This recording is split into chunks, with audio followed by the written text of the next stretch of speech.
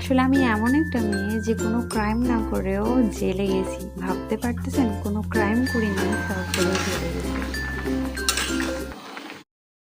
Hello viewers, good morning. সবাইকে সালাম, আদাব, নমস্কার। কেমন আছেন আপনারা সবাই? আশা করি সবাই ভালো আছেন, আমিও অনেক ভালো আছি। তো আজকে হচ্ছে বৃহস্পতিবার আর এখন বেজে গেছে সকাল 11টা। তো দেখতেছেন আমি অ্যানকারি ডাল সেদ্ধ করতে দিছি আর অনুভূতির জন্য একটা ডিম সেদ্ধ বসাইছি। আর এখানে সব সবজি আমি নিয়ে রাখছি, এগুলো সব আমি কাটবো। আর কচুটা আমি আগেই কেটে একটু সেদ্ধ বসাই দিছি আর ভাতও বসাই দিছি। তো গাইস এখানে সব সবজি কেটে নিছি, মিষ্টি কুমড়া, কাঁকরোল, আলু, আর এখানে ডাল সেদ্ধ করে রাখছি। আর এখানে পেঁয়াজও কুচায় রাখছি, কাঁচামরিচও ফালি করে রাখছি। তো গাইস এখন সবজি রান্না করব এগুলো দিয়ে। তো গাইস এখন কচুটা ভালো করে সেদ্ধ করে নিব। কচু জিনিস তো গলা ধরার চান্স থাকে, তার জন্য। তো এখানে গাইস পেঁয়াজ, রসুন আর হচ্ছে কালো জিরা ফোড়ন দিয়ে দিছি, আর একটা শুকনো মরিচও দিছি সাথে। তো গাইস এটা ভাজা হয়ে গেছে, এখন সবজিটা দিয়ে দিব।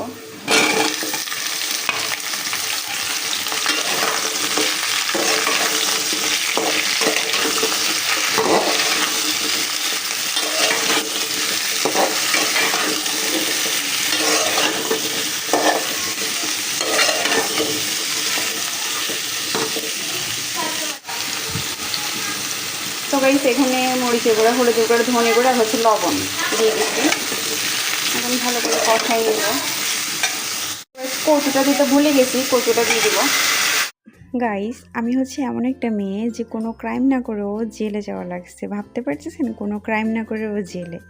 আসলে কি হয়েছে জানেন তো, 2015 সালে যখন আমি বাসা থেকে বার হয়েছি না, অনুভূতির বাবার সাথে যে আমার বিয়ে হয়েছিল, তো আমার বয়স তো 18 হয় নাই।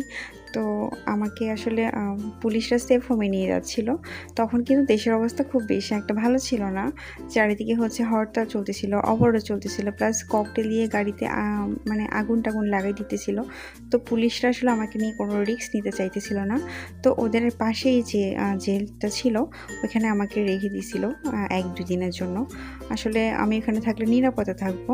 আর ওরা আমাকে নিয়ে রাজশাহীতে যেতে পারতেছিল না, যেহেতু গাড়ি ঘোড়া চলতেছিল না কোনো কিছু, ওই কারণে।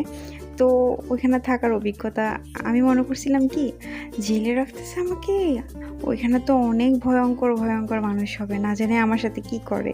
মানে এসব ভুল ধারণা আসলে আমার মাথায় ছিল। আসলে ওইরকম কোনো কিছু না, ওইটাও একটা বাসার মতো। উঠোন আছে, অনেক গাছগাছালি আছে, শুধু হ্যাঁ বড় বড় প্রাচীর আছে, এই আর কি। আর ওইখানে সবাই আমার সাথে অনেক ভালো বিহেভ করছে। তারপরে হচ্ছে কারারক্ষী যারা আছে, ওনারা তো আমার জন্য আলাদা করে খাবারও নিয়ে আসছে। ওইখানে যে খাবার, ওইটা আমি খাইও নাই।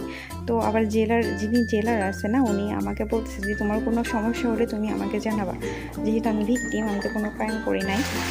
তো গাইস আপনাদের সাথে গল্প করতে করতে আমার রান্নাও শেষ। আর দেখতেছেন বাড়ি কীভাবে বৃষ্টি হচ্ছে। আর এখন বেজে গেছে দুপুর 2টা। তো এখন আমরা খাওয়া দাওয়া করে নিব সবাই।